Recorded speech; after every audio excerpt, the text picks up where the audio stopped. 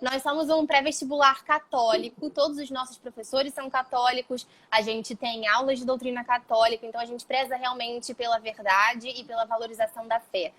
E é uma preparação realmente verdadeira para o vestibular, mas também que valorize a fé e a doutrina e nos dê munição para atravessar a faculdade. A gente tem também uma aula que se chama Venenos Ideológicos, que vai combatendo as ideologias que a gente vai com as quais a gente vai se encontrar na faculdade, para já nos dar munição, né? A gente já chega lá preparado para o que a gente vai encontrar. Eu me chamo Mari, né? Mariana Souto. Pessoal, se quiser ver meu perfil, eu sou professora de português e redação do Pré-Universitário São José de Cupertino. No meu perfil também dou dicas de português, redação, para Enem, escrita em geral, literatura. Meu perfil é Oi Mari Souto. É assim mesmo, Oi, de Oi, Mari Souto. O primeiro passo que a gente faz quando a gente vai começar a estudar para o Enem é a preparação toda, né, para a hora da prova. E você acha que existe ali alguma estratégia específica, algum método específico para estudar para a prova do Enem? O que você pensa sobre isso? Então, só dando uma breve apresentação minha aqui, dado esse contexto de Enem, para a gente seguir um pouco, né, em torno disso de prova. Eu já fiz o Enem 2 vezes. Assim, uma vez treinei ali no meio do ensino médio, né, uma coisa meio solta assim, mas principalmente ali no final do meu 3º ano, em que eu acabei conseguindo a média simples de 817,9. Eu não sei como está o ponto de corte agora, né, nos últimos tempos, mas era uma nota que dava para passar virtualmente várias coisas. E dependendo do peso, por exemplo, na UFRJ, eu estava até lembrando disso, passava de 830, então acabou sendo uma nota boa que eu me surpreendi e não esperava, né? Isso foi fruto aí de muita prova e muita questão, quero comentar um pouco sobre isso aqui. E a segunda vez foi que eu acabei entrando para medicina na UFG com essa nota, ali com 17 para 18 anos, tão imaturo quanto poderia ser, e depois aí, por vários motivos, acabei, fiz ali 1 ano, tranquei, fui trabalhar com outras coisas, e acabei fazendo o Enem de novo para entrar na FGV-AESP, e da segunda vez, felizmente, curiosamente, contra as minhas expectativas, acabei conseguindo 810,9, que acabou sendo uma nota boa. E eu comento isso aqui porque você me perguntou assim, sobre a questão de preparação. Eu tenho profundamente claro de que... E tem uma curiosidade ainda. Eu quero dar esse contexto porque isso influencia muito a minha visão de prova do Enem, que não é uma coisa assim, uma abstração super bonitinha, né? Porque todo mundo tem a sua mega teoria de como que passa no Enem, ainda que ela não passe, né? Mas até no meu 3º ano teve uma coisa curiosa, que eu meio que fiquei dispensado das aulas, porque eu estava querendo ir, tá? E foi uma doideira isso, meu colégio não dava suporte por ir, tá? Eu e 2 amigos tínhamos uma sala à parte, então basicamente fiquei estudando exatas. E aí, a partir disso, eu fico com uma pergunta curiosa, assim, depois olhando para trás, né? Por que eu acabei tirando notas tão altas? Mesmo se no meu 3º ano, por exemplo, eu praticamente não estudei nada de biológicas e humanas, e dado que 2 anos depois eu não fiz cursinho. Tá certo que eu tinha tido uma base boa do 1º e do 2º ano. Né? Mas, 2 anos depois, eu sabia que tinha pessoas que tinham uma competência muito maior que eu na prova, e eu acabei indo muito melhor. E o que me faz perceber isso, que é muito claro, e que, por mais que pareça óbvio, muitas pessoas não seguem, é que o Enem, eu enfatizo isso muitas vezes, ele não mede inteligência. O Enem, ele não mede criatividade. O Enem só mede uma coisa, que é a sua capacidade de fazer a prova do Enem nas condições da prova do Enem. É só isso, só. A prova, ela, assim, a redação do Enem, você não tem que ser Carlos Drummond, nem sei se Carlos Drummond tiraria 1000, eu nem sei se Einstein fecharia física. Aquela é uma prova ultra específica. E o que eu vejo que faz muita diferença é que as pessoas, de forma geral, fazem poucos simulados, poucas provas, poucos exercícios. E quando elas fazem com calculadora, fazem sem ser nas condições da prova. Né? E isso acaba fazendo com que a nota delas caia muito. Quando eu olho para trás, comentando, né, eu comentei boas notas aqui. Né? De forma geral, né, quem está ouvindo isso aqui quer saber, tá, mas quando você tirou aí? Né? Então já pontuei. Mas, quando eu não tinha tanta noção disso, eu não sabia que era todo mundo que não fazia, que a maioria não fazia isso. Eu comecei, curiosamente, a fazer simulado de vestibular em condição de vestibular aos domingos, no meu primeiro ano, das 8 às 1. Então, eu acabava estudando de domingo a domingo, né, praticamente. À tarde do domingo, ficava de boa, mas eu fiz muito simulado. Eu fiz muita prova.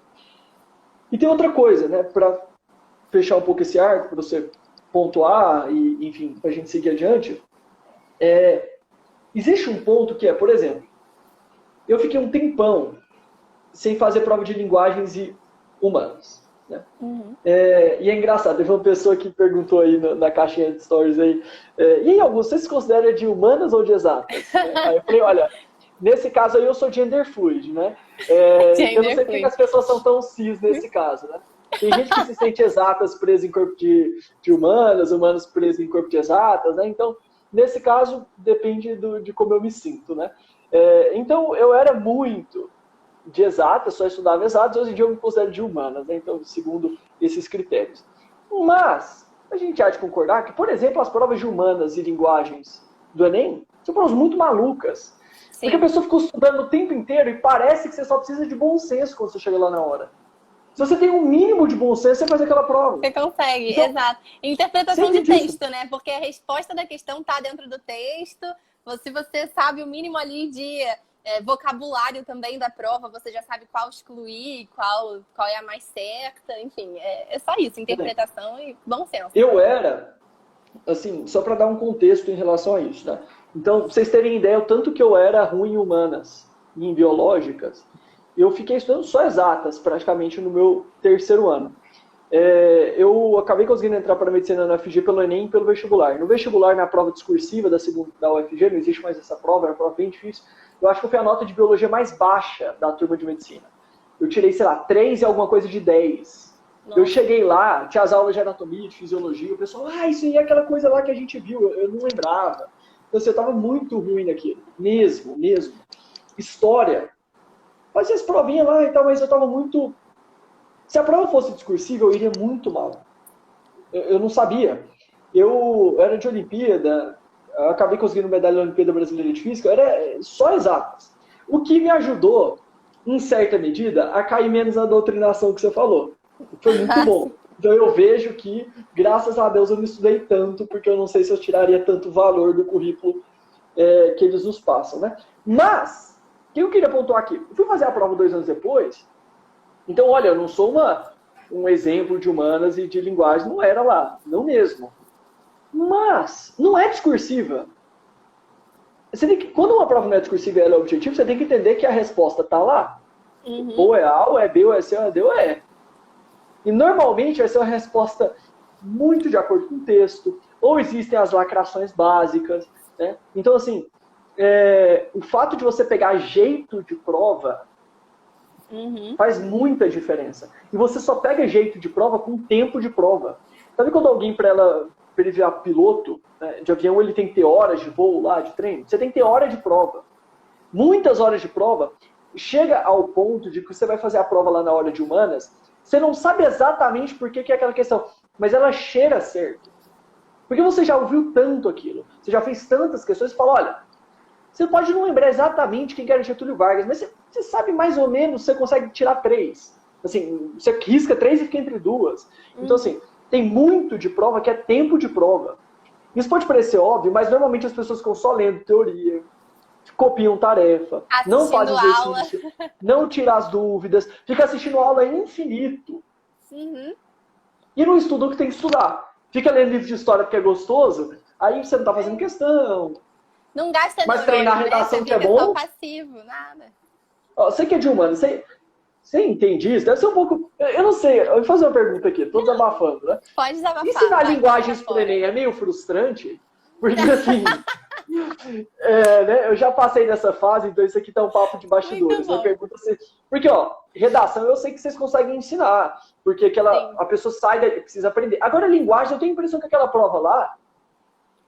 Você precisa de um bom senso, é uma prova meio maluca, assim, ela não é... Ela é um pouco doida, é um pouco doida. O que eu tenho feito aqui no São José de Cupertino, eu Desculpa, peguei... eu deixei aqui numa situação... Mas é real, qualquer pessoa sincera que faça a prova do Enem sabe que a prova de humanas A e prova é linguagem são provas doida. malucas. Não, isso São as é provas mais verdade. ingratas. Você pega alguém muito top e mais ou menos, eles não tiram tão diferente. Não, tira mais ou menos a mesma nota. E você vê que, inclusive, a prova de humanas, a prova de linguagem, na verdade, humanas eu não sei muito, mas a prova de linguagens é aquela que tem a menor nota, porque o pessoal erra tudo, todo mundo erra tudo ali, né? Que as questões são totalmente doidas. E assim, o que eu tenho feito com o pessoal do São José de Cupertino é o seguinte: eu peguei o edital do Enem, que ele diz lá quais são as competências que você precisa ter, o que você precisa saber para fazer a prova. E aí, peguei lá, o edital diz que a competência 1 fala sobre o estudo do texto, e é isso que você precisa saber sobre o estudo do texto. Pegando as questões do Enem, eu mostro, olha, essa aqui é a competência 1, disse que você precisa saber isso. Então, a resposta certa é essa, porque a competência disse isso. Entendeu? Eles seguem muito pelo edital. Esse é o raciocínio que eu tenho feito. Por quê? O edital diz lá, vamos supor, tem uma competência de linguagens que diz só o seguinte, variação linguística. Aí você tem que conhecer as variações linguísticas, é aquele negócio de preconceito linguístico, sabe? Aquela ideologiazinha básica. Você tem que conhecer as variações linguísticas do Brasil. E aí uma das habilidades dessa competência diz o seguinte, você tem que ter o conhecimento de que as variações linguísticas devem ser valorizadas e que você deve valorizar a pluralidade, não sei o que lá. Qualquer alternativa que fale sobre isso, valorizar a pluralidade, valorizar as variações, vai ser a certa. Exatamente. Se você vir uma que vai ser você deve ensinar só a norma culta, vai ser errada, entendeu? Você já sabe, é óbvio. Então, assim, você pega o edital, eles dizem lá, é isso que eu quero que você acerte na prova. Então, eu tô mostrando isso. Olha, o edital diz isso aqui, você tem que fazer isso aqui. Aproveita e apresenta algumas matérias, né? Tipo, gênero textual, porque você precisa saber alguns conceitos básicos. Né? O que é gênero textual, o que é tipo textual. Se você chega na prova e vai ver uma notícia. Quais são as características da notícia? Quais são as características do conto, da crônica? Então, eu tenho feito mais esse trabalho, só que com foco ali, assim, o edital diz isso, então faça isso, entendeu? Então, essa vai ser a questão certa. Porque é o que você estava falando, é conhecer a prova. O que a Luísa falou aqui também. É importante conhecer a prova, né? E a Cibele também disse, o essencial é a estratégia. Você tendo a estratégia do Enem, você consegue fazer a prova. Né? Você não precisa de muito conhecimento de mundo, você não precisa de muito conhecimento técnico, de ter lido 500 milhões de livros, assistindo 500 milhões de aulas. É prática, prática, prática. E conhecer os seus erros, conhecer as matérias em que você está mais fraco. Eu tenho um comentário aqui, quase ninguém leu o edital. Um erro, né? A verdade é que ler o edital sozinho não vai te adiantar muita coisa. Se você for pegar o edital do Enem e ler, você não vai entender nada. Tá? O negócio é que eu, conhecendo já a cara do Enem e estudando os termos técnicos do Enem, eu peguei e interpretei o que eles estavam querendo dizer. Mas um aluno de ensino médio lê o edital do Enem e vai falar, ok, não entendi nada do que esse negócio está falando. Mas eu fui trabalhando ali em cima das palavras-chave que eles estavam usando para ir conhecendo as questões da prova, entendeu? Então, acho que só ler o edital não bastaria. Mas você dá aula de redação também? Dou aula de português e redação. Então, é curioso, né? Só pontuando aqui. Eu tô fugindo aqui um pouco do script. Porque, por um lado, né, a redação é a prova mais importante do Enem. Sim, é uma habilidade que ou te bota na faculdade ou te tira. Errou a mão na redação, ferrou. Sim. Né? Então, e por outro lado, linguagem eu acho a prova mais ingrata. Porque assim, vai estudar e vai tirar nota baixa. Entendeu? Sim. Linguagens é aquela prova assim, só não erra na hora de marcar no gabarito. Ela não vai fazer tanta diferença. Né? Não. Assim, você vai fazer bem para não fazer uma besteira muito grande. Né? Todo mundo vai ficar por volta de 600 e alguma coisa na prova de linguagem. Exato, é horrível. Né? Então, minha nota mais baixa foi linguagem nas duas, e por mais que eu fui tão mal em linguagens. Tá? Eu tirei entre 35 e 40 quando eu passei para medicina em linguagens. Uns 38, não sei. 600 e pouco. Sim. E tá de boa, né? Todo mundo. E é isso mesmo. É isso. É aquela prova ali, nada a ver. E eu já estava acostumado, então nem fiquei muito triste, né? Mas é curioso, porque assim, só puxando a sardinha agora pro seu lado. Obrigada, me ferra de um lado e me ferra de outro. Não. pontuei que você tem a prova mais importante. E é real mesmo. Errou na redação, ferrou, né? E o que agora é triste isso, porque ao mesmo tempo que linguagens é uma prova muito ingrata, ela está na área mais, assim, as linguagens, e linguagens considerando aqui matemática uma linguagem também, matemática e português, são os fundamentos principais que as pessoas deveriam ser boas. Por exemplo, eu terminei, né, ali o ensino médio, tudo achando uma prova chata, né, tudo. Hoje em dia eu vejo a importância tremenda que isso tem para a vida. Então é aquela prova que, assim, tanto o conhecimento de conseguir ler bem, de ter fluidez na leitura. O povo quer... Tem uma brincadeira que é assim, né? As pessoas querem aprender inglês hoje em dia e elas acabam conseguindo um feito impressionante, que é ser analfabeto funcional bilíngue. Porque elas não sabem ler nem português nem inglês. Sim. Você passa um texto em inglês, não lê. Mas passa um texto em português, não lê. Aí não consegue escrever. E a linguagem, isso aqui tem uma coisa que eu falo com o pessoal. Parem de falar gíria. Para de ficarem falando tipo. Ou usando aqui as palavras viciadas. Ou usando aquele jeito meio malandro. Você emburrece a sua linguagem, se emburrece a sua mente. Tenta, né? Eu atendo aí pessoas, especialmente jovens adultos, mas principalmente de 20 a 30 anos, então eu fico ouvindo histórias das pessoas nas mais diversas coisas, e uma coisa que eu sempre falo para as pessoas, olha, tentem ser precisos no que você diz. Porque quando você é preciso naquilo que você diz, quando você está expressando um sofrimento, uma dúvida, uma dor, você limita a coisa. Quando você limita, essa coisa passa a ter forma. E se ela passa a ter forma, em muitos sentidos ela diminui, né? E você passa a ter noção do que fazer. Quando a pessoa fica com uma linguagem profundamente viciada, ela não consegue, assim, não é que ela não consegue passar para o outro, fica bagunçado na própria cabeça. Sim. Então, ela assim, não consegue entender o próprio problema pelo qual ela está passando, e aí ele parece muito maior do que ele realmente é, né? Exatamente. Então, isso é engraçado de coisas tão simples, né? Por exemplo, atendi hoje a tarde inteira, terminei aqui, vim para a Nicole para atender, e eu tive o primeiro atendimento com um rapaz, e eu comecei com algo tão simples, né? Falei, olha, me conta quem é você. Me conta sua história, né? Para entender quem é você. É impressionante porque as pessoas não sabem nem contar quem elas são. Aí ele começou a falar, eu gosto disso, eu gosto... Não estou pedindo para você me contar aqui. Conta a sua história. A pessoa trava, e ela conta um negócio truncado. Ela não tem uma noção narrativa nem dela mesma. E quando ela conta com a linguagem está toda ruim. Só que o problema não é que isso não quer dizer que ele não consegue me contar a história dele. Quer dizer que ele não tem noção na mente dele mesmo também da história dele.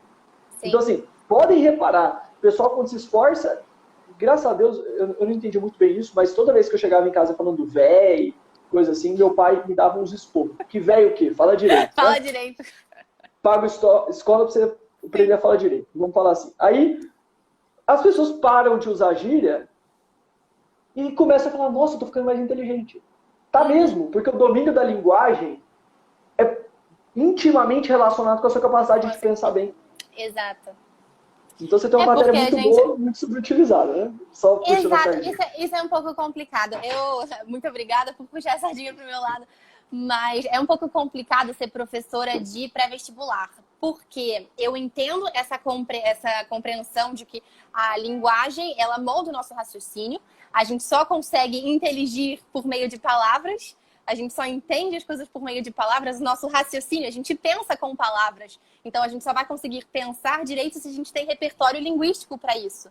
E eu entendo isso, eu entendo a importância disso, mas não consigo aplicar na prática. Porque eu preciso ensinar a pessoa a passar no vestibular. E eu preciso ensinar a redação que passa no Enem.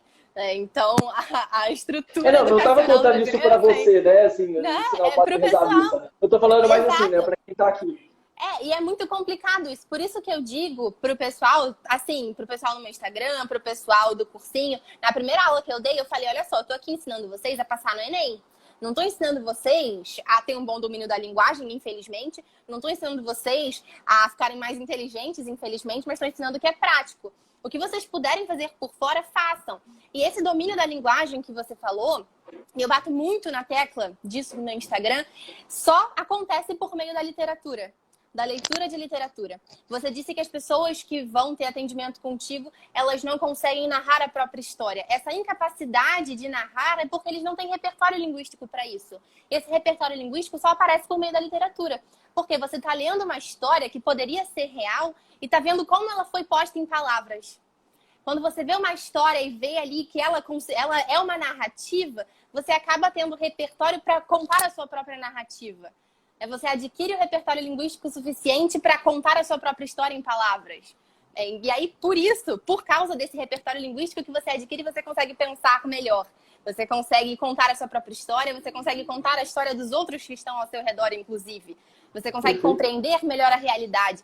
E isso só se dá por meio da literatura.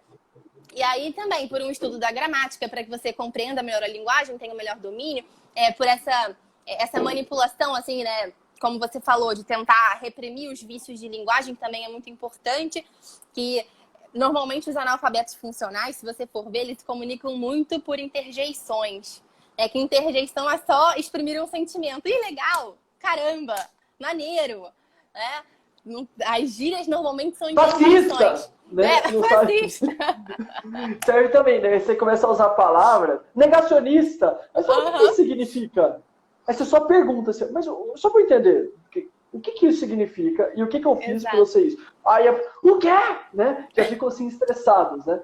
Então, é um tipo de interjeição. Né? É curioso porque essa pessoa negacionista, ela foi reduzida a uma interjeição. Você não sabe o que ela está falando. É um xingamento. E a interjeição é engraçado porque ela varia de acordo com o sentimento do falante. Você pode colocar na palavra o sentimento que você quiser. Eu posso pegar fascista e dar um sentimento positivo. Ai, fascista, bonitinho. Ou posso, fascista. Eu dou para ela o sentimento que eu quero. Ela perde seu significado real e passa a significar um sentimento meu, né? Então, eu passo, por exemplo, sororidade, né? Sororidade é uma palavra que pegaram e atribuíram um sentimento positivo à palavra sororidade, não é? E genocida atribuíram um sentimento negativo. Elas não têm mais significado. Elas significam sentimentos, viraram interjeições. E elas nem precisam tem a ver com o fato que elas representam. Né? Então, isso é bem real. Mas é engraçado, as pessoas elas vão forçar a parar de usar esses vícios de linguagem. Elas começam às vezes, a ficar até mais humildes na maneira que elas estão falando. Porque no momento que você tenta corresponder à realidade aquilo que você está expressando, você começa a perceber que falta a palavra, não só porque falta vocabulário, mas falta entendimento daquilo que você fala. Sim. Exatamente. Você não compreendeu aquele problema plenamente, né? Não, sim. Perfeito. Mas a gente já está entrando em vários outros campos, né? Vou fazer como você quiser, pode conduzir. Você vai puxando aí que eu divago. Eu não vejo problema nenhum. Por mim, a gente fala o dia inteiro de linguagem, literatura. Eu adoro esses assuntos. Se quiser, até a gente marca uma live depois no meu perfil pessoal para falar só sobre isso. Só falar. Eu acho perfeito. Mas queria falar contigo sobre a questão agora que a gente está vivendo esse momento de SISU, nota de corte e tudo mais, né? Esse é um momento em que os pais têm muita influência em cima da decisão dos filhos. E aí eu recebo muita pergunta dos meus alunos, recebo muito desabafo dos meus alunos falando sobre a pressão dos pais para exercer determinado curso, a pressão dos pais para tirar uma determinada nota. O que você teria a dizer sobre isso? Sabe, sobre essa questão da pressão dos pais para que o filho passe no Enem, a pressão dos pais para que o filho passe na faculdade e tal. Inclusive, eu tô lendo aqui os comentários, é engraçado, porque eu sou muito sanguínea, né? Então, eu me distraio facilmente. Aí, o pessoal falando aqui nos comentários que as notas de corte aumentaram bastante. Eu vi lá em cima, alguém comentou bem no início da live que depende, que as notas de corte aqui no Rio de Janeiro estavam mais baixas. Eu não sei. Pelo que eu ouvi, tinham falado que aumentou, mas não sei dizer, gente. Desculpa, era só isso que eu queria dizer mesmo. Eu me distraio facilmente. Tranquilo. Eu lembrei uma coisa que eu queria falar, eu tava aqui, sabe, eu falei aquela hora, eu tava meio assim, eu tinha esquecido o que eu queria falar, lembrei, só queria pontuar uma coisa. É comum, né, as pessoas quando a gente entra em linguagens, literatura, etc., as pessoas ficam muito encantadas hoje em dia com a questão de vida intelectual, né, aquilo que você falou, olha, eu sei a importância disso, mas eu não consigo ensinar, porque eu tenho que dar aula pro Enem. Né? Sim. E às vezes eu faço umas lives noturnas aqui que entra o pessoal, e a gente conversa sobre coisas aleatórias, são as melhores lives, elas não ficam salvas, mas acontece assim, o pessoal que está estudando para Enem, super preocupado, a pessoa perguntando assim, tem a lista lá do contra os acadêmicos, né, de filosofia, lista mega famosa aí, e o pessoal fala, nossa, você acha que, uma vez eu recebi essa pergunta, você acha que vale a pena ler a lista de filosofia do contra os acadêmicos para a redação do Enem? Eu falei, Gente! quer matar uma mosca com uma bomba atômica. Você vai matar a mosca. É provável, às vezes, que você até erre, né? Porque você vai fazer É possível que você não mate a mosca. Exatamente. É provável que você exploda do outro lado. Então, tem uma coisa que eu gosto de enfatizar é, você não passou para o curso que você quer, você está em terceiro... Primeiro e segundo você pode brincar de estudar algumas coisas e tal. Terceirão, você está em cursinho, aceite que você vai ficar mais burro, porque você vai estudar pro Enem, e Enem não tem nada a ver com você ficar mais inteligente, e passa rápido. Aí você vai ter a vida inteira para estudar o que você quiser. Para estudar. Eu vi isso, uma ênfase disso com o José Roberto Melo Porto, que é defensor público. Ele fala, olha, vai estudar para concurso, vai ficar mais burro. Não é para estudar nada, só vai saber aquilo lá do direito. Enem, você tem que sonhar com briófitas, com azão, azinho, desão, bezinho, com quantidade de movimento. Beleza. Depois que você passar, nunca mais. Só se você quiser ter aquela matéria. Tudo. Então, assim, não tentem ser profundamente intelectuais, leitores. A pessoa está no cursinho e decide começar a estudar Platão. Porque gosta de filosofia? Não, porque ela sabe que ela não depende de aprender aquilo. É fuga de realidade. Total. Aí eu me sinto bem, aí ela não passa e ainda tem uma desculpa para se sentir bem. De que estava fazendo coisas superiores. Exato. E vou te falar, Augusto, o pessoal que se ferra mais no Enem é o pessoal que sabe escrever, ou que tem o hobby de escrever, ou que se acha escritor, sabe? Eu tenho vários alunos assim que, nossa, eu sempre gostei de escrever, escrevia livros quando eu estava no início do ensino médio, sem escrever, sabe? Esse pessoal que inflou o ego dizendo que sabe escrever, achando que sabe escrever. E aí chega na hora de fazer a redação Enem, você quer ser Machado de Assis, como você falou, você quer ser Carlos Drummond de Andrade. Só que a redação do Enem não exige que você seja Carlos Drummond de Andrade, não exige que você seja Machado de Assis. Exige que você vá lá e faça o que o corretor do Enem está esperando que você faça. E aí os meus alunos que gostam de escrever, que escrevem história, escrevem livros, são até bons nisso, são os que vão pior na redação. Porque eles não baixam a bola e vão aprender a estrutura porque querem fazer uma redação super mirabolante, querem fazer um texto criativo. E redação do Enem não é criatividade, né? Você sabe disso. Como é que tu estudou redação? Você dava algum foco para isso na época do Enem? Olha, eu fazia muita redação, corrigia e eu meio que me moldei em torno do Enem. Então, assim, praticamente toda semana eu fazia uma, escrevia e aprendia a fazer aquilo. Você fez em que ano o Enem mesmo? Você fez 2, 2013. Né? 2013, tem tempo. 2013 e 2015. Eu acho que eu fiz 2015 Passa também. Rápido o tempo. Passa rápido, rapaz. Eu acho que eu fiz 2015 também. Foi aquele da redação da violência contra a mulher, não foi? Exatamente. Foi o meu terceiro ano. Eu tava fazendo Enem esse ano também. E aí... Pode contar uma coisa aqui, só o pessoal ficar com raiva? Pode, fala aí. Nunca contei isso, é aquela coisa assim, porque eu achei muito demais. Olha isso, né? Eu acredito que eu tenho uma boa sorte aí com algumas coisas da vida, porque isso foi engraçado. Porque eu tava prestando pra GV, eu não tava muito aí pro Enem.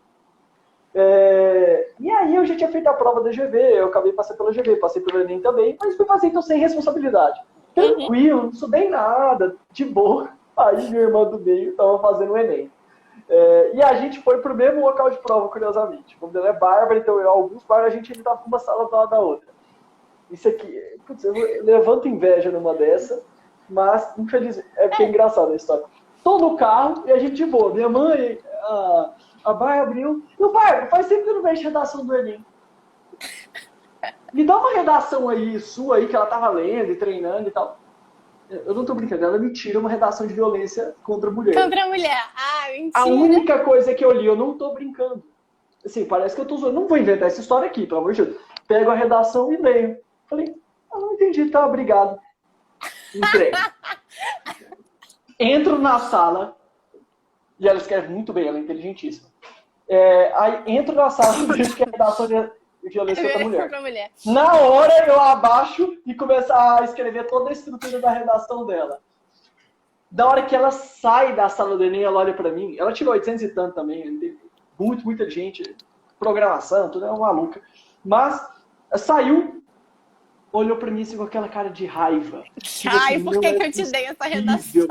Eu e ela tiramos 900... a primeira eu tirei 960. Eu e ela tiramos 980. No mesmo Nossa, tempo. incrível, incrível. A mesma redação. Ela tirou notão também, né, então. Não, a gente fez a mesma prova, basicamente. A mesma redação, copiou e colou ali. A gente fez a mesma redação, os mesmos argumentos, né? Eu acho que deu alguma Muito diferença, bom. não dá pra você copiar uma redação Claro. inteira assim, né? Mas é porque essa é uma história que é uma piada lá em casa, né? Ela fica assim, não é possível, né? E coitada, porque tem a questão da comparação. Ela tava no terceiro ano, eu tinha ido bem, né? Ela falou, olha, como que vai ser a segunda da família, né? Aí, Sim. Mas enfim, por que eu tô contando isso? Né? Só vou agora dar algo devagar, porque eu adoro essa história. Não, é ótimo, eu adoro também. O ponto é, redação do Enem é uma parada simples. Uhum. Você não tem muito o que inventar, né? Então, assim, tem muita gente também, para fazer um parênteses, pensa o seguinte, vocês escrevem bem, a ponto se vocês lessem uma redação com o mesmo tema antes, vocês sairiam bem? Muitos não conseguiriam reproduzir a redação lá na hora. Não. E ele é o texto, não sabe escrever, não depende de ler antes. Eu aposto, tem um bando de gente, você pode fazer o teste, se você estiver achando que isso aqui é tão simples. Pega uma redação que tirou nota 1000, lê uma vez, joga pro lado e escreve. Porque a questão é, se você já tem a habilidade de escrita, você faz isso fácil. Se você não tem, não sai. O que você tem que entender? Redação do Enem. Você tem 1 hora para fazer 30 linhas, dá uns 5 parágrafos. 5 parágrafos, ou 4, depende, né? Mas não tem tanta coisa. Um é para introdução, outro para conclusão. A conclusão, você vai ter que fazer uma solução de mais ou menos 5 linhas. E ela é óbvio que ela vai ser rasa. Não tem ninguém esperando uma solução incrível para um problema. Você não é nenhuma cientista da NASA para trazer... É só você botar uma coisa que não seja ridícula. Introdução, você solta uma coisa genérica, tipo Constituição de 1988, que é aquela coisa mais ampla possível, que promete direito para tudo, então você cita segundo a Constituição de 1988. Aí você bota o alguma tatu coisa. bola tem direitos reprodutivos. Tá lá na Constituição. Aí você precisa de um argumento, um pró e contra, dois... A redação que eu tirei, acho que foi 960, eu não citei ninguém. Foi uma das redações mais sem graças que eu escrevi na minha vida.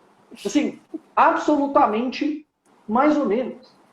Mas eu já corrigi prova, uma época ali da minha vida, é muito chato corrigir prova. É. Muito chato. Agora imagina você tá ganhando pouquíssimo por prova e nem vão saber quem que é você. Você tem que corrigir cada redação em 2 minutos. O cara tá lá cansado, tomando café, vendo aquela redação, e você tá citando Nietzsche ali, escrevendo super difícil. Faz um negócio de boa. Ele vai ler rápido. Quanto tempo você acha que eles passam lendo uma redação do Enem? 2 minutos. É 2 minutos. 2 minutos por cada redação. Não dá tempo. Tipo, 2 minutos, é tipo você olhar a pessoa assim, ó. É. Você não precisa... Ele vai passar o olho e falar, cometeu algum erro crasso? Fez sentido com o primeiro argumento, segundo argumento? Ah, isso aqui tá não, e o pior é que o pessoal letra acha bonita. Letra bonita, letra isso faz feia, muita diferença, faz muita diferença. Letra bonita faz muita diferença, porque se você faz uma letra feia, o corretor não quer ler aquele parágrafo. Se ele tem que ler a sua redação em 2 minutos, ele não vai ler a sua redação. Ele vai supor que você teve alguns erros de norma culta, vai tirar ponto e vai passar. Passa pra frente. Exato. Ele vai tirar letra feia parece... Você não pode ter uma letra muito de criança, né? Tem gente que tem letra de criança. Assim, sabe aquela... Eu não sei explicar, mas uma letra mais infantil, assim. Também você muito bate o olho, pega mal. Pega um pouco mal. Mas ela também tá muito feia. Porque pensa o seguinte, imagina você corrigindo a prova. Prova mal feita é pedir para tirar nota menor. Sim. Porque ele vai estar muito cansado. Então, se você aprender a fazer uma redação com uma letra ok, legível, faz uma diferença tremenda. Aí a pessoa vai te falar, mas ele não pode julgar a minha letra, tem que julgar minhas ideias, mas o que acontece é que ele vai bater Ele julga, sim. Ele Exatamente. julga. A nossa mente é condicionada para procurar aquilo que é mais bonito, né? O que é feio desagrada. Essa é a verdade, né? A gente tem que aceitar. Exatamente. E aí, o que acontece muito na redação Enem... deixa eu só concluir essa questão da redação, porque você puxou um assunto interessante. Eu tenho alunos que são muito bons mesmo, fazem redações excelentes, e eu leio o texto com o maior gosto. Só que fazem a letra tão miudinha, escrevem tanto, e escrevem de uma maneira tão complexa, que dá trabalho. eu leio porque são meus alunos e eu quero ensinar a melhorar e eu dou dicas, eu tô cumprindo meu papel de professora. Mas eu falo, no Enem isso não vai dar certo. Você escreve muito bem, mas você está escrevendo de uma maneira muito complexa e aí na hora de ler sua redação vai demorar 10 minutos e não 2. Entende? Exato. Então, o ideal é fazer uma redação simples, com uma linguagem simples, sem usar aquelas palavras difíceis que o pessoal acha que tem que usar. Ai, não, porque tem que usar palavra difícil para ficar bonito. Não tem, entendeu? Não tem essa regra de que tem que usar palavra difícil. Não Mas mesmo. uma coisa que você disse sobre a questão de não citar ninguém. Agora é obrigatório citar. Se você não cita, sua nota cai. Ah, é? Bastante. Então Agora é citem. obrigatório. Vocês Então veem que eu não citem sei aí. o negócio, Exato. né? É Eu fico obrigatório muito citar. feliz em não estar sabendo o que está acontecendo com o Enem. Vocês vão se sentir assim um dia. Quando vocês passarem, vocês É ficam assim, maravilhoso. nossa, é tão bom, né? Mas eu ri aqui, porque eu vou procurar essa redação, hoje eu quero ler a redação aqui. Né? Minha irmã estuda num colégio aqui em Goiânia, um colégio bom, e teve uma proposta de redação, minha irmã mais nova, ela escreve muito bem, super tímida e tal, mas para escrever, escreve melhor que muito universitário, não que seja um exemplo hoje em dia, mas ela me mostra o tema da redação, é porque eu ri porque essa história é engraçada. Ela me mostra o tema da redação, e o tema da redação é para escrever sobre masculinidade tóxica. Eu até tinha feito uns stories na época zoando, né? Tipo, meio irônico, nossa, que incrível, né? O negócio e tal. Aí, ela me mostrou rindo, né? Sabia que eu ia achar muito ruim o tema. E aí, ela sabe esquerdar muito bem. E ela me mostrou assim... Ótimo dom. Olha, e como ela escreve já muito bem, tirando notas muito altas em redação, ela é fleumática zaça, assim, de pedigree. Então ela é tranquila, nada estressa ela, entendeu? E aí ela foi brincar, ela falou, vou escrever do jeito que a professora quer. Eu vou procurar essa redação para eu ler aqui. Ela escreveu o primeiro parágrafo. Sabe aqueles primeiros parágrafos de opressão, estrutura patriarcal, que você não entende nada? Nossa, tá muito confuso. Me parece que você vai tirar uma nota boa, né? Porque não era nem, era com a professora, né? Aí ela tirou tipo 9,5, um negócio assim, e a redação tava terrível, porque ela escreveu do jeito que a professora queria. Bem Lumena, né? Você acompanhou esse negócio de BBB, Augusto? Sim, acompanhei as lacradas. As lacradas da Lumena, é bem estilo Lumena, né? A deslegitimação do patriarcado estrutural. Exato, eu não entendi o parágrafo. Eu terminei e falei, olha, eu não entendi o seu parágrafo. Eu acho que você vai tirar uma nota boa. Porque isso era masculinidade tóxica. Então, assim, as pessoas elas têm que entender, você está falando de faculdade, de preparar para a faculdade, tem que saber escrever de acordo com quem vai corrigir. Sim. Então, por exemplo, as chances são que a correção que você vai ter no cursinho é muito mais rigorosa do que você vai ter no Enem. E como ela está ali no segundo ano, a professora vai estar julgando outra coisa. Para a faculdade, é fundamental você conhecer o professor. Você tem que escrever do jeito que ele quer. Exato. Você quer, não é ficar inventando muita moda, né? Eu lembro ali de ter aulas de sociologia ali, Marx e tudo, professora anarquista, apaixonada no Marx. O que você faz? Saca a caneta vermelha e escreve do jeito que ela quer. Você não é obrigado a subverter as suas ideias, mas escreve segundo Marx, e aí você bota o negócio do jeito que na você quer. faculdade mais ainda, né? No ensino médio não tanto, porque tu tá ali pagando a escola, se você reclamar na direção, fui humilhado pela professora, aí tudo bem. A direção vai te dar respaldo, mas na faculdade não tem quem te dê isso. Eu quebrei muita cabeça, desculpa te cortar assim, mas eu no ensino médio fui muito reativa. Descobri o Olavo de Carvalho, terceiro ano do ensino médio, então comecei a bater boca com o professor igual doida. Aí bati a boca com o professor direto, cheguei na faculdade, foi um pouco um baque, porque eu tava nessa reatividade toda, e na faculdade você não pode ser assim, senão você vai mal, é fato. E eu comecei o meu primeiro período nessa combatividade, não explícita com o professor, mas nos trabalhos. Tipo, tinha trabalho em que eu falava mal do feminismo, teve um trabalho de sociologia em que eu falei bastante sobre a cultura portuguesa, sobre a perspectiva portuguesa da colonização, enfim, eu queria ser de direita, entendeu? Na faculdade. E não rolou, eu tirava 6, 5, eles davam 6, pelo menos, porque eles reconheciam que o meu trabalho estava bom, mas não era o que eles queriam. Então, eu só tirava nota baixa mesmo, né? 6, 5, eles não iam me dar a média, porque não era o que eles esperavam, mas eles não podiam zerar, porque meu trabalho estava de qualidade. Tinha alguma qualidade ali. Mas você vai se dar mal na faculdade se você não falar o que o professor espera que você fale. No ensino médio Sim. não tanto, mas no vestibular e na faculdade você não tem respaldo nenhum de ninguém. Não tem ninguém ali para te dar nenhum suporte. É você contra o professor, você contra o corretor. Então, escreve o que ele gosta de ouvir, né? Exato. Tem uma maneira que eu gosto de pensar sobre isso, que eu falo com a minha irmã caçula, ela já é super tranquila, mas ajuda a lidar com isso. Tem muitas pessoas que se sentem muito mal, assim, de poderem falar sobre isso e tal. Tem duas abordagens que eu acho que é interessante. Aí depois a gente passa para a parte de carreira, sobre vivência em ensino médio e vivência em faculdade. Adotem a postura do Safari.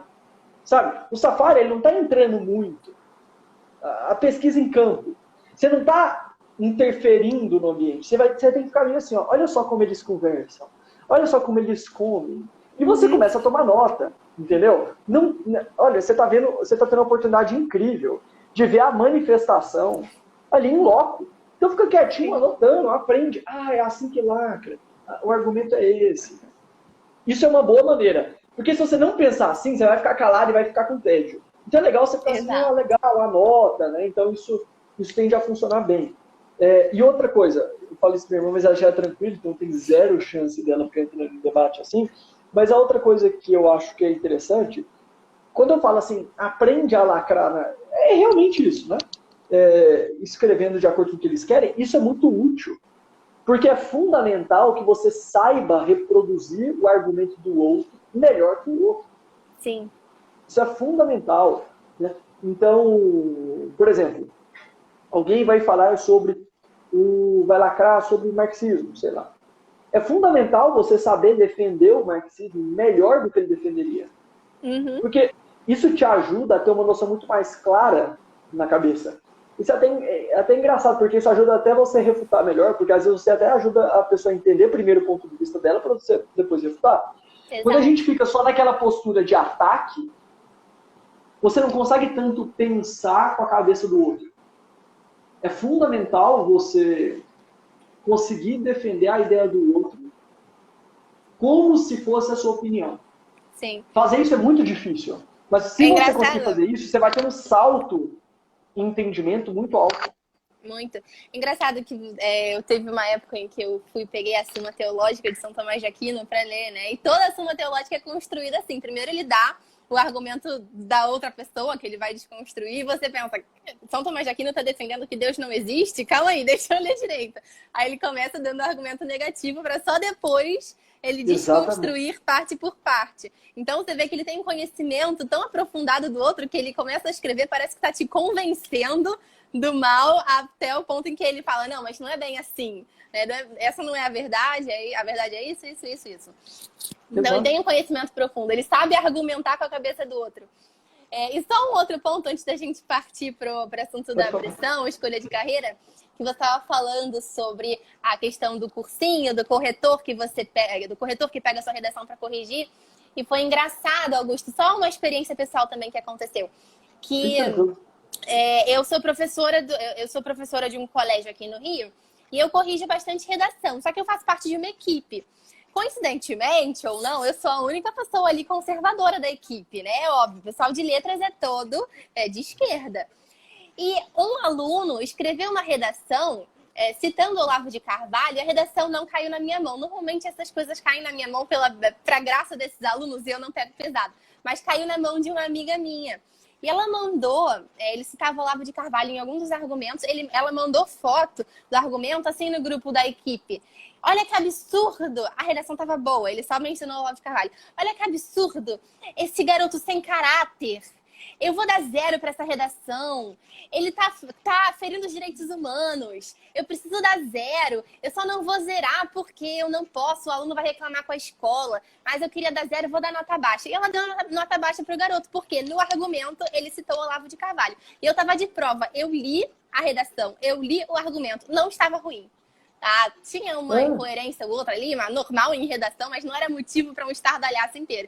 E aí você vê, o garoto quis te falar o que ele pensa, que é contra o que a banca pensa, é contra o que o pessoal que está corrigindo pensa, e se ferrou, né? Ele precisa baixar um pouco a bola, assumir essa postura de safari, como você mesmo disse, e argumentar da maneira como a banca quer que ele argumente, porque infelizmente isso acontece. acontece muito. E tanto que eu vi, Exato. sabe, por conta própria. Exato. Então, assim, se você quiser brincar de fazer isso no ensino médio, pode fazer. Agora, se uma pessoa citar o Olavo no Enem, aí é doida, né? Uhum. Então... Não cite. E aí perguntou aqui, o Luiz perguntou, se tiver uma redação sobre aborto, por exemplo, a gente deve defender? Não vai ter. Não vai ter isso que eu ia redação falar. sobre aborto. Esse é o ponto. Pode ter no teu cursinho, inclusive no cursinho que eu dava aula já teve redação sobre aborto. E aí eu tenho que primeiro fazer a contextualização sobre o tema e tudo mais para os alunos. E para não defender o aborto, o que eu fiz foi dividir a turma e fazer um júri simulado, né? Fazer debate, falar metade da direita é a favor do aborto, metade da esquerda é contra. Quais argumentos vocês usariam? E aí fiz um debate com a sala, porque eu que não vou me meter nessa treta, né? Mas fiz esse artifício. Mas e até os pra alunos... gente ficar falando disso aqui, você sabe que alcance cai muito, né? Impressionante. Toca nesse ponto. Infelizmente. Né? Mas aí aqui ele eu acho disse que é mais de boa, mas se escrever disso em história, pode ver. Não. Publica. Responde. Pouquinho depois... Uhum. Impressionante. Eu tinha um destaque falando sobre aborto também, aí o pessoal vinha debater, até apaguei o negócio. Não vale a pena. Não vale. Mas respondendo essa Apesar pergunta, que, Luiz, não por mais vai que ter seja um redação. tremendo absurdo matar as bebês inocentes, né? Só pra... Exato. Aí você vai ser atacado. Mas, enfim, isso não vai cair no Enem, tá? Não vai cair tema polêmico no Enem, aborto, ideologia de gênero, armamento da população, redução da maioridade penal. Nada disso vai cair no Enem. Pode ser que caia no seu cursinho porque os professores fazem tema querendo lacrar.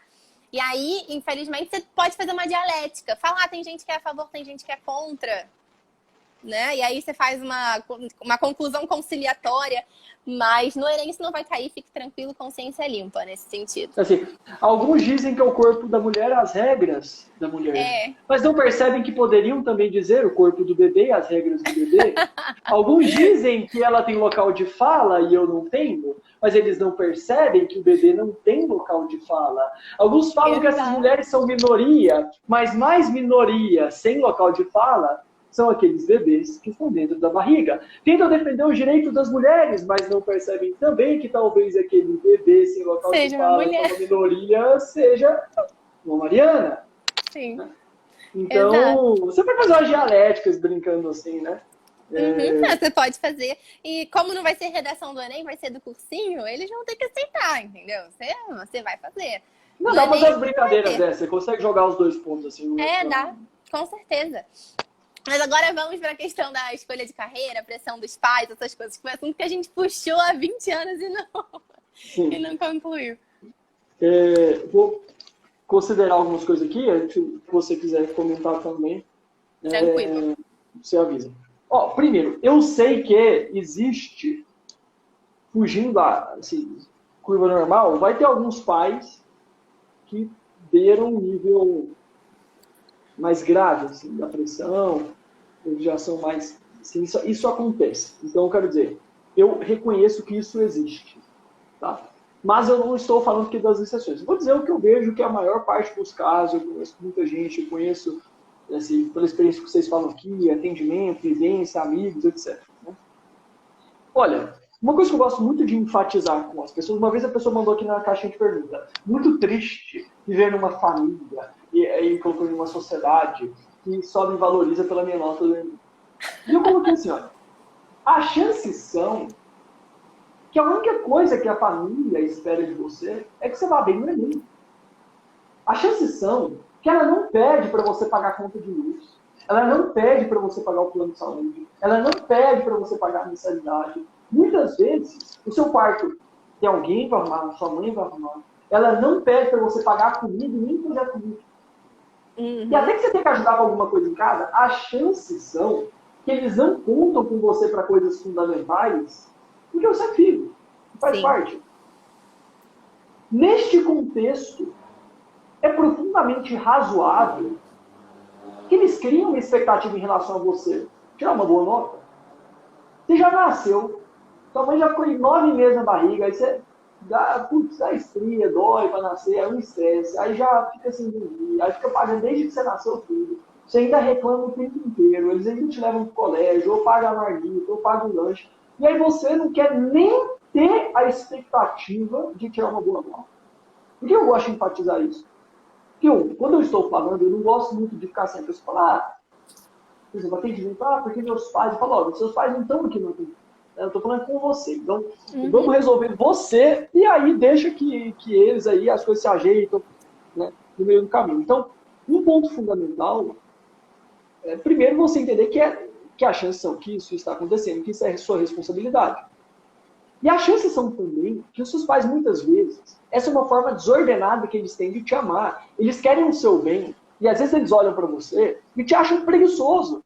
E sabe que você não estuda, está à toa. Te olha e fala, não é muito habilidoso em nada, não sabe fazer nada, e não está estudando. Ficam preocupados. Muitas vezes, o efeito que eles têm é uma maneira desordenada de querer o seu bem. Eles falam, olha, por si mesmo, pela água dando em bater na bunda, não estuda. Talvez se a gente brigar, estuda.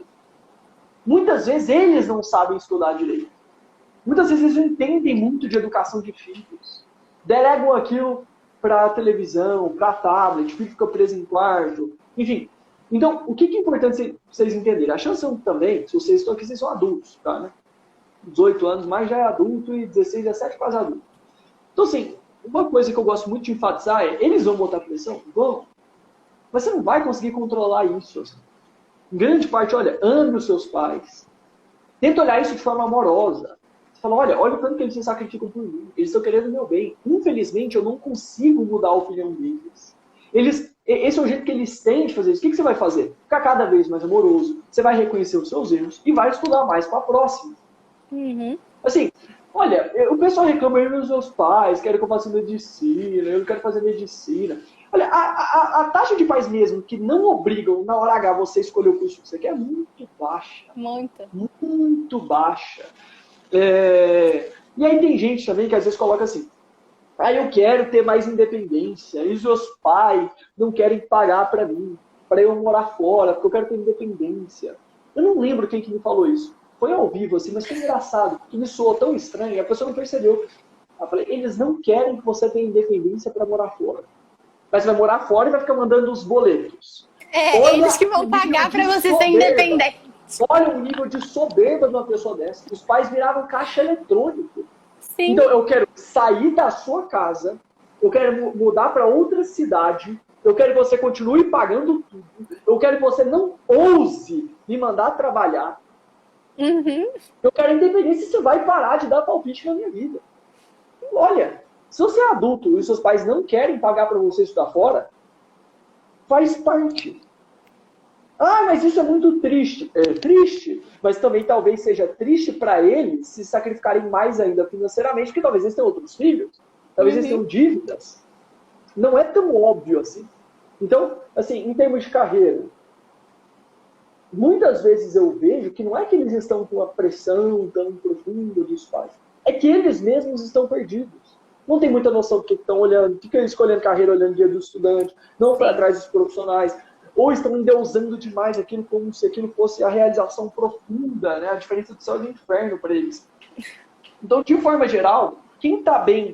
E outra, lembrei disso aqui, vamos comentar isso. Aí, imagina o seguinte, você, seus pais estão preocupados com você, te sustentam desde sempre. Além de tudo, você só reclama. Estuda pouco. Aí vocês vão conversar de carreira. Aí pergunta, e meu filho, o que você quer fazer? O que você quer fazer? Aí você não sabe explicar. Não sabe defender a carreira. E quando fala chorando.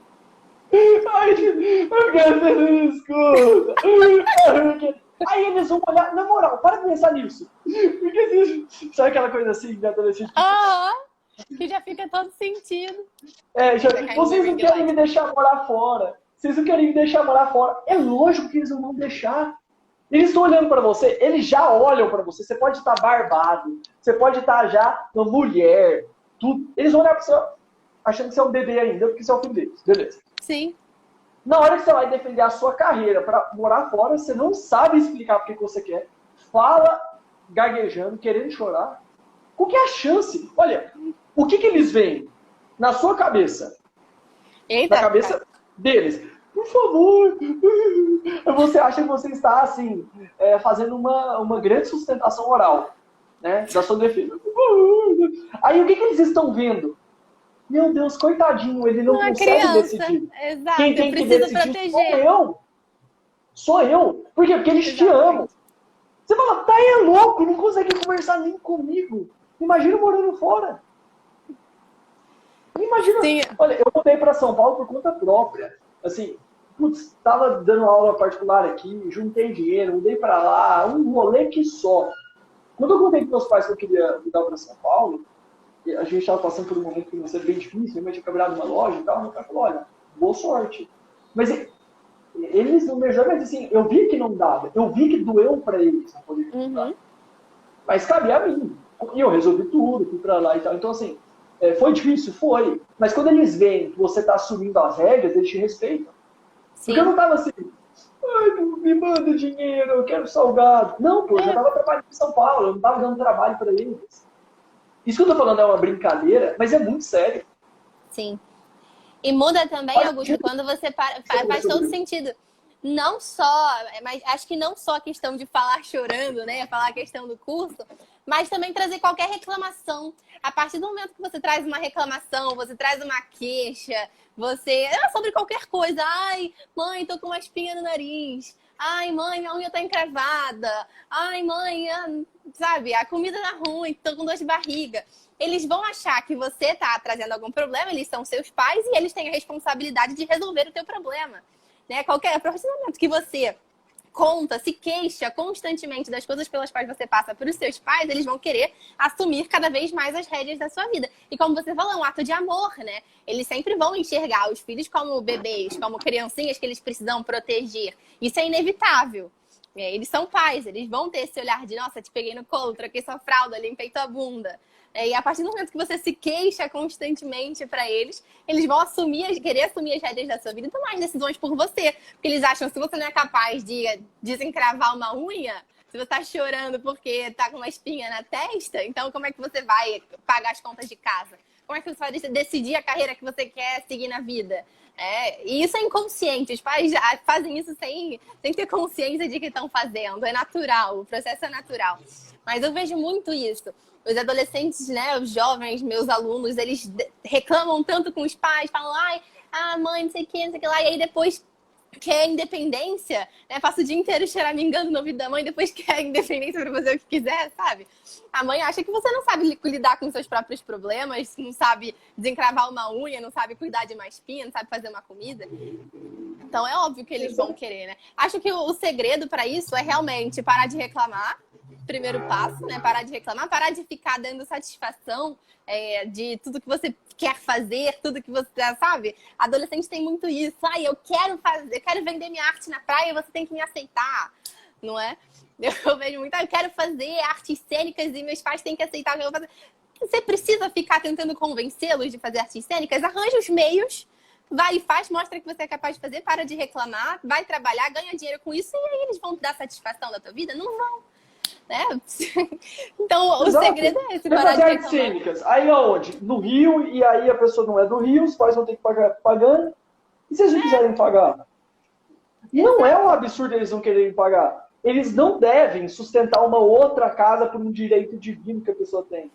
Se você tem essa oportunidade, agradeça, mas assim, é porque isso não é tão óbvio. Teve um cara, né, quando eu publiquei o texto ali falando isso de pais e filhos, eu chamei todo mundo lá, colocou, faz sentido, é marca pessoal e tal. Tem gente mesmo que agradece, fala, cara, eu precisava pensar nisso.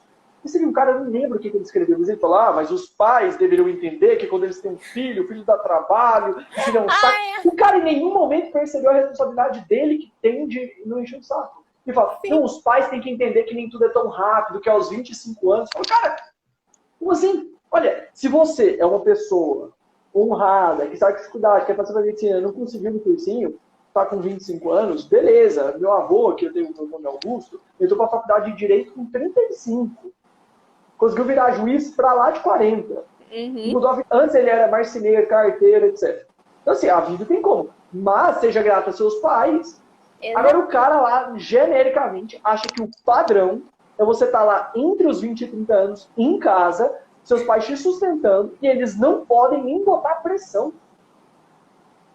Você fica, tá doido? Tá doido? Eu quero que meu filho, né, crie independência. Pensou? Olha, eu tô com 25 agora.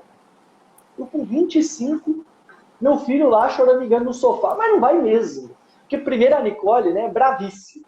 Então, assim, eu tenho certeza ali que ela não vai criar ali um fracote. Mas a gente já, criancinha ali, e já vai aprender a segurar o choro. Mas, 25 reclamando.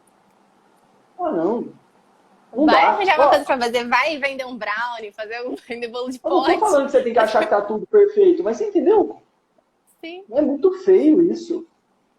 Na moral. Feio demais. O pessoal aí de baixo, lembrei o Ítalo, trabalhe, sirva, não enche o saco. Mas é isso mesmo. Mas é isso. Você quer independência? Trabalha, sirva e não enche o saco dos teus pais. Ponto.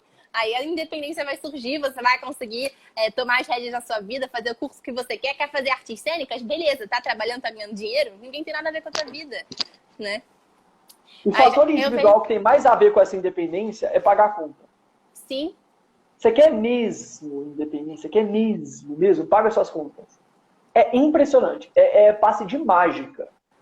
Você está pagando as suas contas. Virou independente. De repente, você vira outra pessoa em casa.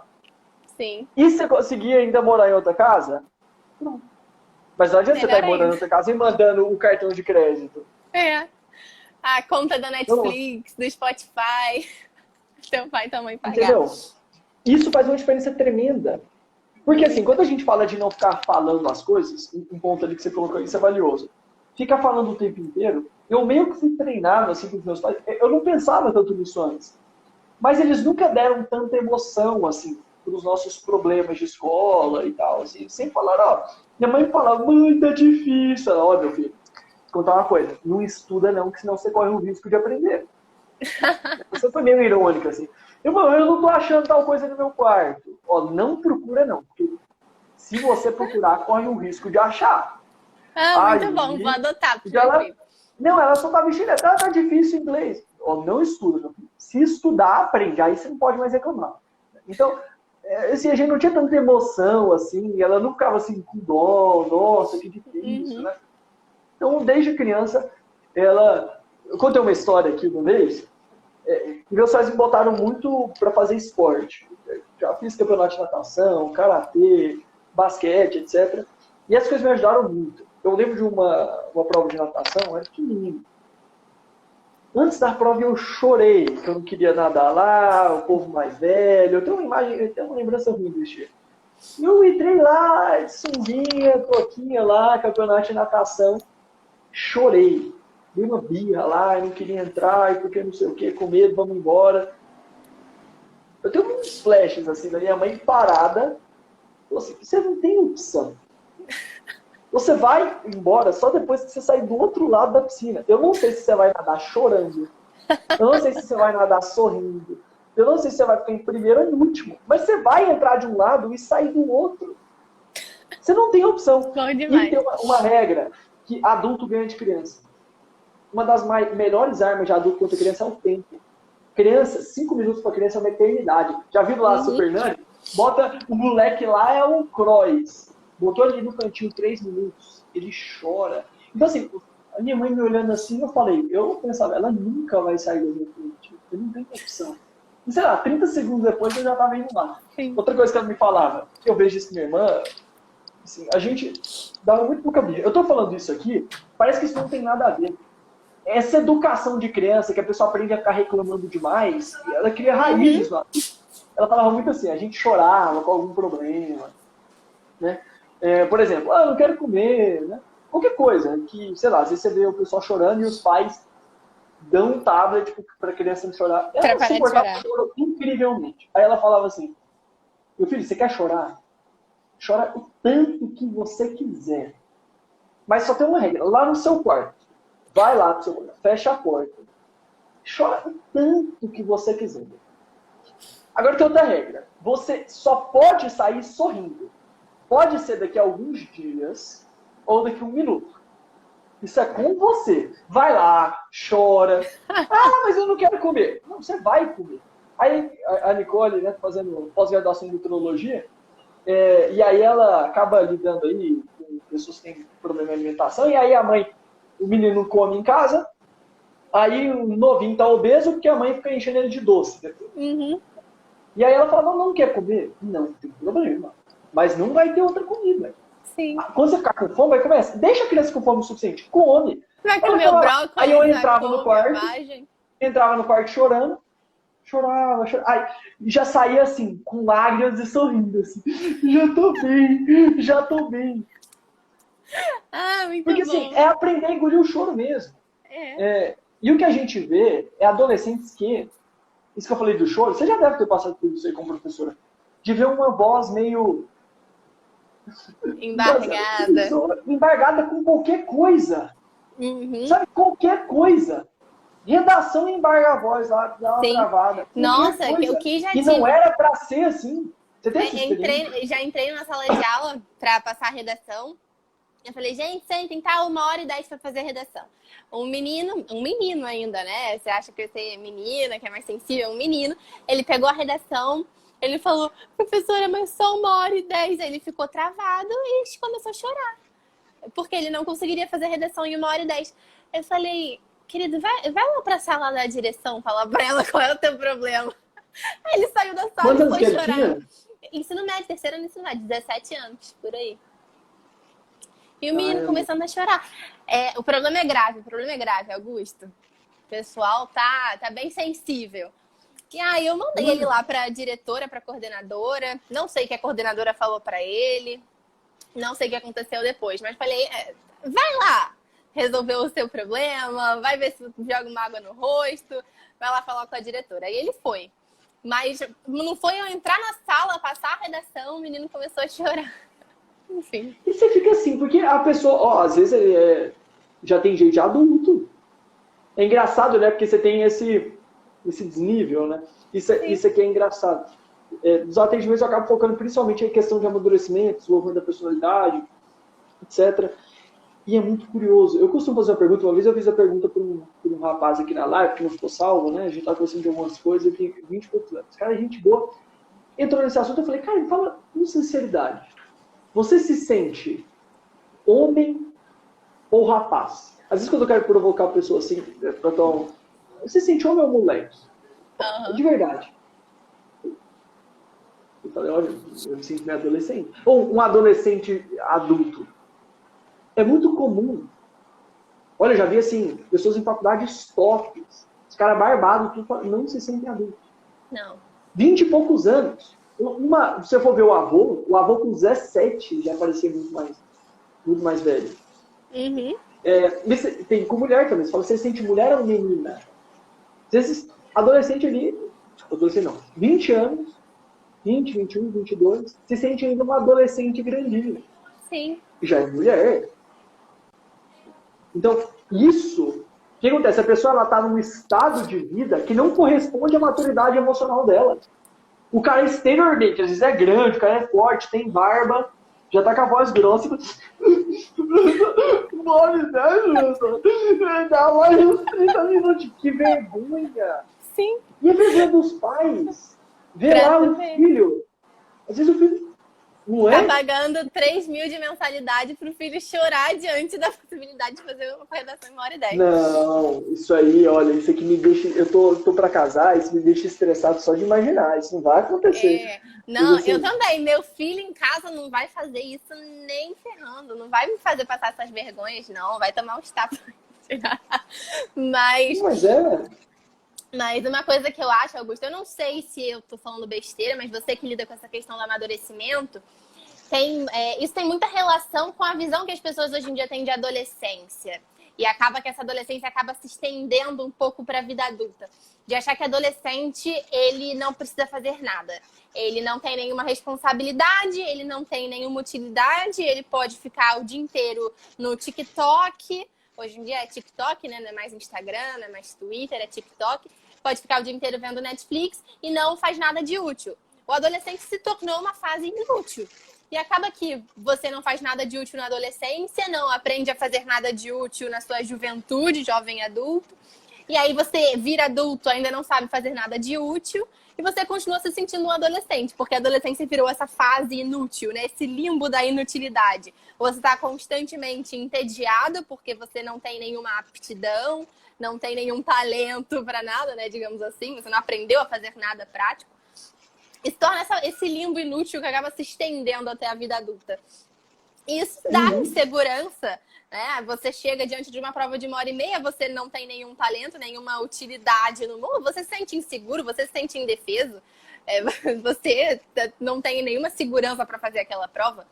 Então, parte muito disso, de você dominar alguma técnica, dominar algum talento, alguma utilidade prática para que você tenha segurança, até como a gente está falando de Enem, né? Até para fazer o próprio Enem. Acho que o que a gente estava falando lá do início, de dominar a estratégia de prova, conhecer a prova do Enem, ter feito várias provas até dominar aquela arte de fazer provas, isso te dá segurança. Você não vai chegar diante da prova do Enem e paralisar, e chorar, e se sentir um bebê, adolescente indefeso. Você vai dominar uma arte, nem que seja a arte de fazer prova do Enem, nem que seja a arte de fazer redação Enem. Você vai ter aprendido alguma coisa de útil. Mas acho que os adolescentes de hoje estão muito com essa mentalidade. Não preciso fazer nada, eu estou numa fase em que eu posso ser inútil. Exato. Eu pensei uma coisa aqui, a gente abriu uma caixinha para falar sobre relacionamentos. Né? E eu pensei numa coisa dessa, assim, né? Você vê muitos caras infantilizados e tal, e que acaba tendo problema com isso. Agora imagina um cara desse, né? Tá lá, também tá querendo passar, tá ficando mais velho, querendo namorar, criar um relacionamento mais sério. O cara pode ser bonito que for, pode ser... E chorou. Pronto. Sim. Assim, o cara chorou. Tipo, no meio da sala de aula. A menina que gostar disso, a menina... Na real, isso aqui é muito sério. A menina que gostar de um cara desse chorando, ela tá procurando um filho. Ela não tá procurando um parceiro pra vida dela. Olha... Personalidade é uma das coisas mais encantadoras e fortes para as coisas da vida. Se você tá assim, ó... então, eu estou falando aqui, porque às vezes algumas pessoas podem não funcionar para isso tudo, mas pensa que se você vive em sociedade, o povo está te reparando. E você já é aí, ó, já tem idade aí de Enem, faculdade, tá falando engasgado, pronto, você se queimou ali, ó. O que vai falar pra você é Tinder. Porque se te conhecer... Não, é sério, isso é triste, mas não é? É verdade, sim, é. Olha, do seu lado, o que você acha? Vocês vão olhar e vão chorando, aí você fala, desencanta, total. Que que me defender. Exato. Não, desencanta muito. Mas, Augusto, acho que a gente já passou, tá? 1h20 a live já. Não sei se vai ficar muito grande, muito tempo, muito cansativo. Mas eu tô embalada no papo. Pra mim, a gente continua, faz 2 horas. É porque se ficar muito longo, depois o povo não assiste, né? Exatamente. Depois a gente faz... Exato, depois a gente faz uma parte 2. Mas acho que com relação ao Enem, a gente falou bastante coisa interessante. Eu tô vendo aqui as minhas anotações. Mas tudo que a gente falou gira um pouco em torno da questão da maturidade, do domínio da estratégia de prova, de estudar por questões, conhecer a prova, a redação, conhecer o esquema da redação. Só fazendo um repasse, assim, para você esquecer de falar alguma coisa. Mas acho que, no geral, a última coisa que eu tinha notado que eu achava interessante a gente comentar é a questão da motivação. Eu vejo muitos alunos falando, mas eu estou desmotivado para estudar para a prova. Eu não me sinto motivado para estudar hoje. Hoje eu estou desanimada, não quero estudar. Como se o ato de estudar fosse ligado a um ato de empolgação ou desempolgação, sabe? Você só estuda quando você está animado e aí quando você não está animado, você deixa de estudar. E eu acho que eu vi você falando em alguns vídeos, né? Eu, inclusive, te conheci há pouco tempo. O pessoal me convidou. Eu ia te perguntar isso. Como que eu parei aqui? Como que eu recebi esse convite? Me conta aí. Rapaz, eu não sei nem como eu parei aqui. Brincadeira. Mas o pessoal da coordenação do São José de Cupertino te conhecia. Eu não te conhecia. Conheci quando eles fizeram esse convite pra mim. E aí, eles falaram, você pode fazer essa live com o Augusto? Falei, posso. Aí comecei a te seguir, fui acompanhando o que você estava falando, assisti seus vídeos no YouTube sobre o Enem e, né, fiz o meu dever de casa. Gostei muito do conteúdo. Agora a gente já é best friend, já quero live contigo de novo. Só a gente marca outra. A gente marca outra. Mas aí eu assisti os seus vídeos, você falando sobre essa questão da motivação, né? Acho que não tinha nenhum vídeo com esse título, mas acho que chegou nesse tema da desmotivação. E eu achei muito interessante que você falou, inclusive repliquei hoje nos meus stories, agora dou os devidos créditos, mas repliquei nos meus stories o pessoal falando dessa questão, que o estudo não é pautado em motivação ou desmotivação, empolgação ou não empolgação, mas deve ser visto como dever, né? Como se a sua profissão naquele momento fosse estudar. É a única coisa que a sociedade espera de você. Você é útil no mundo, nesse momento, estudando. O seu trabalho é estudar. E em qualquer trabalho, se você não está fazendo aquilo direito, você é demitido. Em casa, seus pais não podem te demitir, infelizmente. Alguns pais acho que têm esse desejo, mas os pais não conseguem te demitir. Mas é isso que a sociedade espera de você, que você exerça bem o teu trabalho. No teu trabalho, naquele momento, é estudar. Você deve enxergar isso como dever. Né? Não é como, hoje eu estou empolgada, vou estudar. Hoje eu não estou empolgada, não vou estudar. Você não pode deixar de dar plantão. Acho que você deu esse exemplo no vídeo. Um médico não pode não ir dar plantão porque ele não está afim. Hoje eu não estou afim de dar plantão, vou ficar em casa. Ou se eu chego na aula, tenho que dar uma aula de redação. Hoje eu não estou afim de dar aula de redação, vou ficar em casa, não estou empolgada. Meus alunos querem me ver empolgada, hoje eu não estou empolgada. Não vou dar aula, não. Se a vida fosse assim, ia ser um caos, né?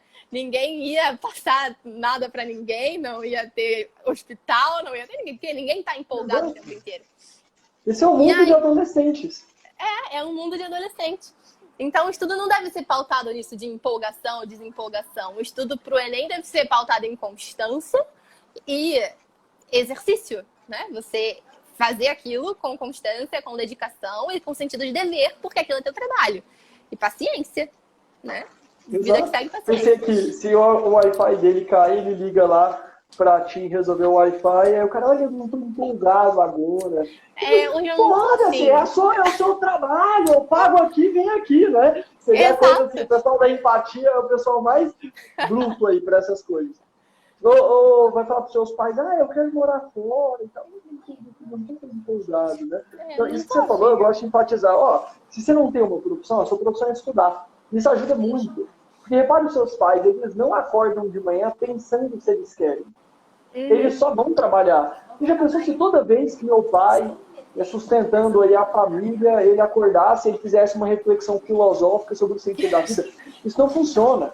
Exato. E tem uma coisa que é libertador você não pensar se você quer. Por exemplo, eu queria fazer essa live, assim, querer por conveniência. Olha, eu atendi, estava cansado, com fome. Eu vim pra cá, tava chovendo ainda, eu ia vir pra Glicose e tal. Eu não pensei tanto se eu queria ou não, sabe? Só não rodou. Isso, eu falei, eu tenho que fazer, eu marquei a live, eu marquei, então eu tenho aqui. Sim. Gostei pra caramba. Mas não tinha a ver com gostar. Tinha a ver que a gente marcou um compromisso e que a gente tinha que estar aqui. Você pergunta, você está com todo o lado emocional estável para fazer essa live? Não, né? E você pode fazer alguma coisa mesmo que você não esteja empolgado para aquilo, mesmo que você não esteja em condições de fazer aquilo, com sono. Acho que o que nos difere muito dos animais é essa capacidade de fazer as coisas mesmo sem vontade. Né? Um cachorro não tá com vontade de brincar, ele não vai brincar, ele vai te morder. Mas a gente não é cachorro, né? O Ítalo fala muito isso. O pessoal fala, tá parecendo o Ítalo. Agora eu vou falar igualzinho o Ítalo. A gente não é tatu-bola, né? O tatu-bola, quando ele não tá afim, ele vira bola e vai rolar. A gente, quando não tá afim, a gente pode fazer. A gente tem essa capacidade de fazer as coisas mesmo sem ter vontade. E a questão do estudo, do trabalho, a gente só vai conseguir entender o sentido por trás disso quando a gente faz, mesmo que doa. Quando a gente faz, mesmo que aquilo vai doer na pele, tô com sono, tô com fome, tô cansada, mas vou fazer, porque é meu dever, minha obrigação. Sim. Deixa eu só fazer uma reflexão final aqui para quem ficar, desse negócio aí do tatu-bola. É porque às vezes a gente fala, é pior do que parece o negócio. A gente fala assim, tá, nós temos inteligência, vontade e sentidos. Né? Às vezes a gente acha, se a gente não está usando a inteligência, a gente está se reduzindo a um animal, porque os macacos fazem aquilo que é conveniente. Só que é pior do que parece. Porque os macacos, eles podem seguir a conveniência sempre, e eles serão perfeitamente macacos. Os macacos são sempre os mesmos. O ser humano é um ser tão bizarro e com a capacidade de desordem tão impressionante que a gente não tem limite. Então, por exemplo, meditem sobre isso. A gente fica falando assim, o ser humano tem instinto. Então eu também falei isso, mas tem instinto que nada. Comecei a reparar um negócio. O macaco, ele tá com vontade de comer. Aqui é a comida. Ele comeu, ficou cheio, ele para. Uhum. Ele viu que a fêmea tá no cio, ele vai atrás da fêmea do cio, mas depois que ele terminou o negócio, ele para. Ele viu um leão, ele vai correr, mas depois ele para. O ser humano, quando ele não seguia pelas coisas mais elevadas e seguia pela conveniência, a nossa conveniência, os nossos sentidos são enlouquecidos. A nossa preguiça não é só a fuga da dor do estudo. A gente é capaz de ficar meses no sofá. Em relação à comida, a gente é capaz de triplicar o nosso peso sem parar de comer, por mais que já esteja profundamente disfuncional. A gente não está conseguindo respirar. Uma menina é capaz de ficar vomitando a comida inteira. Isso é absolutamente disfuncional. Você consegue um adolescente que morre de medo de uma menina de carne e osso e que fica. Você não justifica isso por mera conveniência. É algo enlouquecido. Essas desordens que a gente tem nos sentidos, elas têm uma capacidade de ir para o nível do infinito. Sim. Nossa preguiça não tem limites. Nossa capacidade de ficar comendo besteira não tem limites. Nossa, assim, você solta adolescente com pornografia hoje em dia, não tem limites. E eles percebem o mal que isso faz. A pessoa mandou aí, Augusto, eu estou com problema para estudar por causa de pornografia. Isso não é um instinto. Ele está com medo de um ser humano real, fica numa tela preso no banheiro. Isso é profundamente problemático. Então, assim, quando a gente deixa de ordenar a nossa vontade e inteligência, não é que a gente está se reduzindo meramente a um animal. É pior, porque eles conseguem pelo menos ser perfeitos assim. A gente enlouquece brutalmente. Faz sentido? Faz todo sentido. O pessoal tá... Muito obrigado. Então a gente não para aqui, né? Faz a todo gente pode sentido. marcar... Ó, cara, esse bagulho de sentir medo de uma garota de verdade. Você vê que isso aí não é instinto. O Ítalo, acho que a primeira vez que eu vi ele falando, não sei, mas que eu falando de instinto sexual, o ser humano tem instinto sexual, o ser humano tem instinto sexual. Parece que não tem a ver com o Enem, né? Mas os hormônios estão pulando aí nessa época. Né? Vocês fazem besteira com isso aí, é impressionante. Vou falar, tem instinto sexual. Olha o que tem instinto sexual em animal. O boi e a vaca. O boi não pede licença para a vaca. Ele vai? Ele só olá, ele não pergunta o nome. A vaca não olha para trás para ver se ele é bonito. Ela não fala, você vai lembrar de mim? Você vai cuidar dos nossos filhos? Nada. Ela tá na boa e ele tá na boa. Sim. Agora, olha o ser humano. Se o ser humano tivesse esse instinto mesmo, seria muito fácil a galera sair fazendo. E não é. Olha o universitário, quando a galera tá mais assim, repara, tá todo mundo querendo encher a cara pra matar a vergonha.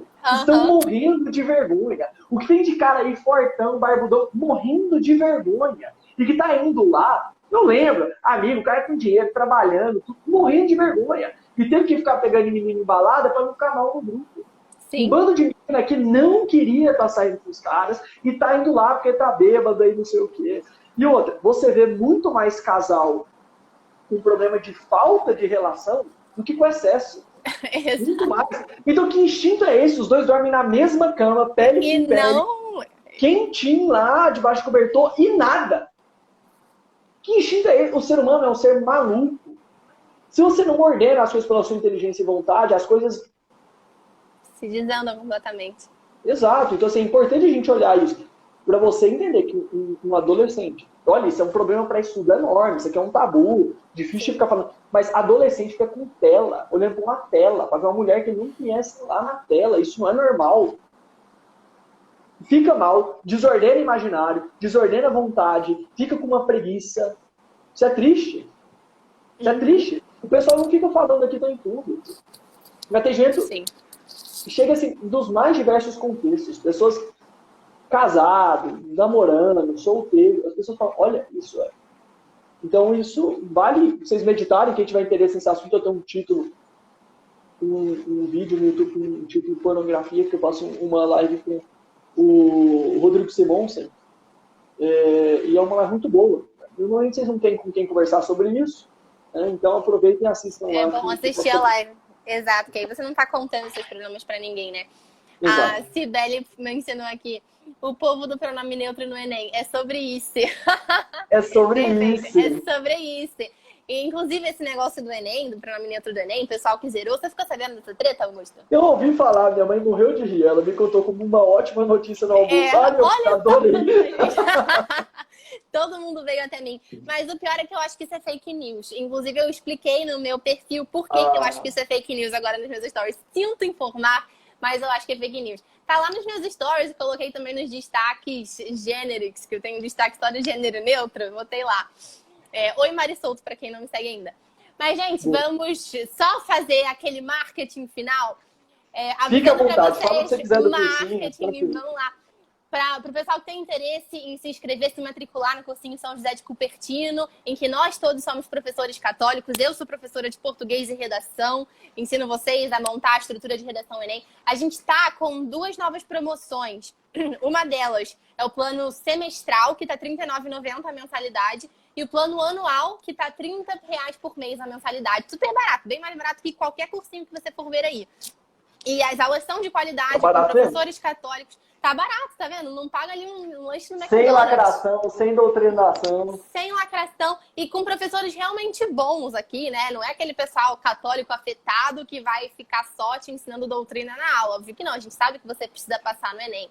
E a gente sabe que a gente precisa ter conhecimento, né, para exercer a nossa vocação na sociedade.